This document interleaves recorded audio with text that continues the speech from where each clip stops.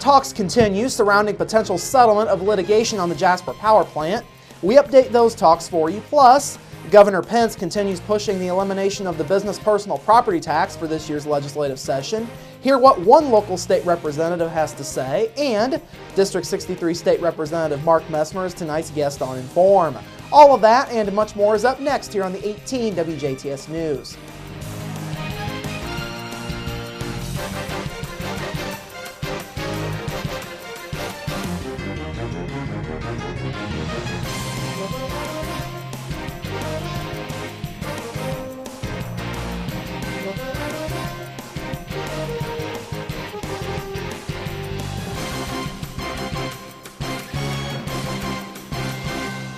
Hello, I'm Bradford Raths. We begin this evening with new developments in the ongoing litigation between the City of Jasper and Healthy DuBois County over the Jasper power plant.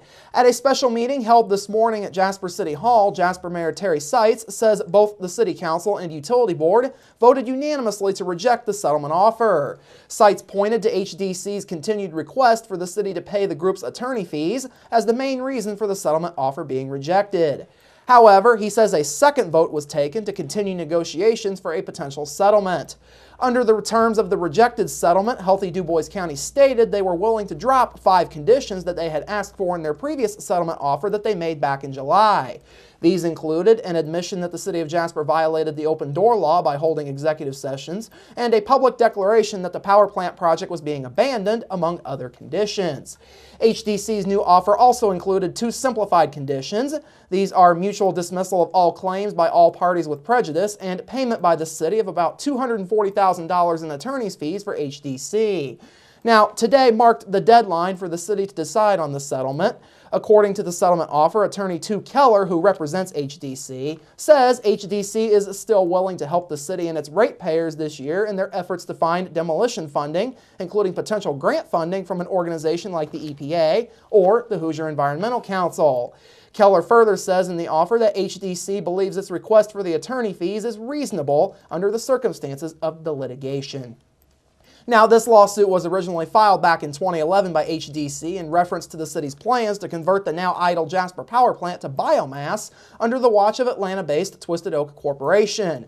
Twisted Oak signed a lease for the power plant back in 2011 following meetings between a volunteer group of city councilmen, among others, and Twisted Oak CEO Jay Katashian. Turning to other news this evening, no injuries were reported in an accident that damaged a Ferdinand business earlier this afternoon. Ferdinand police say 89-year-old Hubert Getfrich of Ferdinand was pulling into the parking lot at the True Value hardware store in Ferdinand's Country Plaza just after noon today when police say Getfrich hit the gas pedal instead of the brake while trying to park his vehicle. Police say Getfrich's vehicle then went over the curb and through the front door of the store, knocking out both front cash registers. Police say Getfrich and the other occupants in the vehicle were all wearing seat belts at the time of the accident. They also say everyone was very fortunate to not be injured. Police estimate the total damage done to be between $10,000 and $15,000. Now, the owners of the store began cleanup shortly after the accident, though the store was closed. They say they remain hopeful of reopening for business tomorrow. Governor Mike Pence has made the elimination of a tax on business a priority this legislative session. However, Daviess County officials are among those not in favor of it. Pence is proposing that the business personal property tax be eliminated from the books. The governor has stated that the need to spur job creation around the state is his rationale for eliminating the tax. If the tax were to be eliminated, more than $1 billion in business taxes from all across the state would be eliminated. That amount of money would also be taken away from the funds which are used to run both local government and local schools. The impact in Daviess County would amount to about $4.9 million in lost revenue. Now, District 63 State Representative Mark Messmer, whose district covers Daviess County, stopped by the WJTS studios earlier today, and he says eliminating the tax would have severe repercussions for his constituents. The total elimination of the business property tax would really have some severely negative consequences to most of the counties in my district. It would be between a 15 to 18% cut, on a total repeal of their budgets, and really be something way more than would be able to be handled by really any of the, whether it's a city, town, county.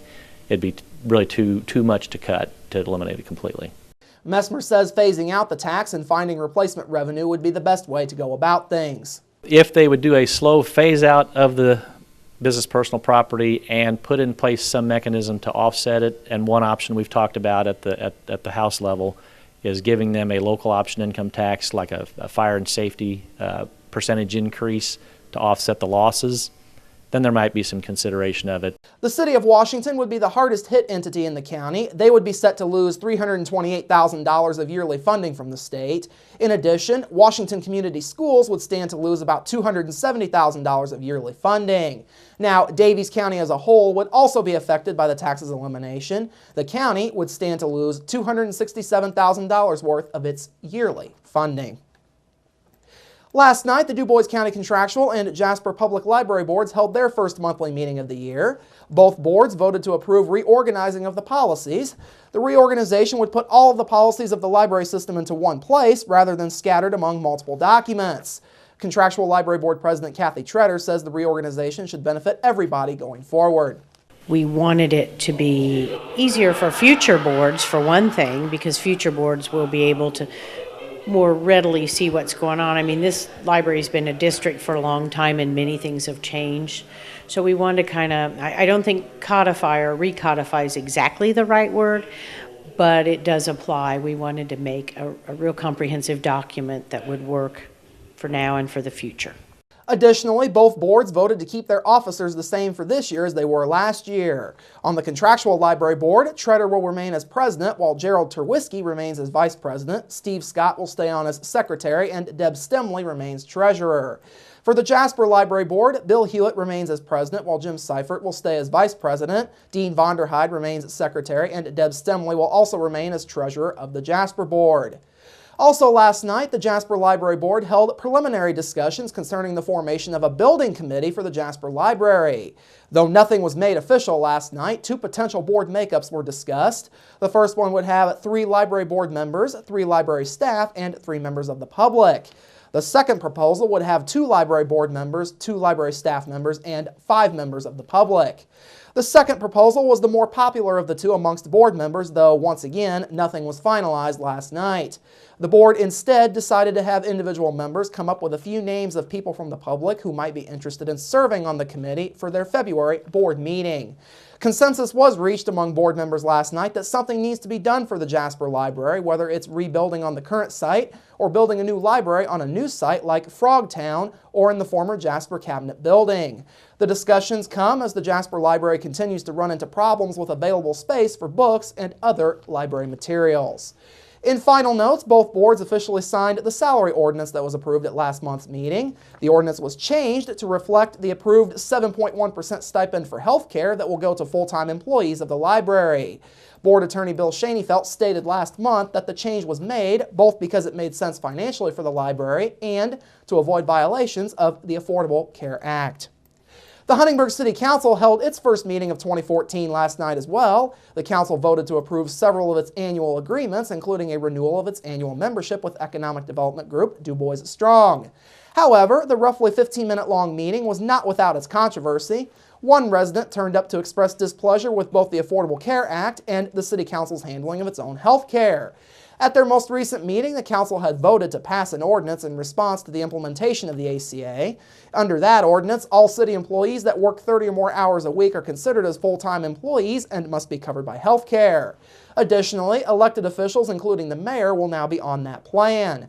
That ordinance marked a formal change from previous city policy. In final notes, the council discussed an adjustment to the salary ordinance in order to balance out pay issues. With that adjustment, a job in one city department would make the same amount of money as that equivalent job in a different department. That adjustment was ultimately tabled for the next meeting. With a recent report by the Centers for Disease Control concerning the spread of the flu, you might need to consider getting a flu shot. The CDC reported that as of last week, the flu is now relatively widespread across the country. In Indiana, the CDC says the influenza A strain of the flu seems to be the most common one. One person thus far this flu season has lost their life due to the sickness. The State Department of Health has released data which shows that folks in the 5 to 24 and 25 to 49 age groups are the ones that make up the bulk of flu cases as of this point. Now, as you can see by the map here on the screen, Indiana has been hit a bit harder by this year's flu bug than most of its neighboring Midwestern states. However, as you can also see, the majority of the states across the United States are showing widespread cases of the flu virus. Now, health officials say the most common symptoms associated with the flu are fever, cough, sore throat, and body aches, among others. Children also commonly experience diarrhea or vomiting with the virus. Symptoms often last anywhere from a few days to a couple of weeks, and severe cases of the flu have turned into complications like pneumonia, bronchitis, and sinus and ear infections. Folks with other health issues and older adults are at the highest risk of the flu, but local health officials say getting the flu shot greatly reduces the odds of getting the virus. In final notes this evening, local authorities are reminding folks to be wary of hazards surrounding frozen lakes, ponds, rivers, and streams this winter season. Indiana conservation officers say each winter thousands of Hoosiers enjoy fishing, skating, hiking, or just sliding around on frozen ponds and lakes. They also say every year people drown after falling through the ice. Conservation officers have a few tips to remember when considering standing or walking on a frozen lake or pond. No ice is safe. Test the thickness of it with an ice auger, as at least 4 inches is recommended for ice fishing and 5 inches recommended for snowmobiling. If you don't know, don't go, and wear life jackets or flotation coats, among other tips. You also should not test the thickness of the ice while alone.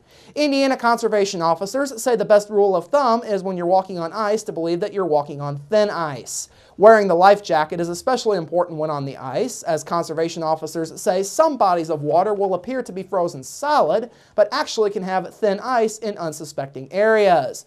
Flowing water, such as rivers and streams, should be avoided when covered by a layer of ice.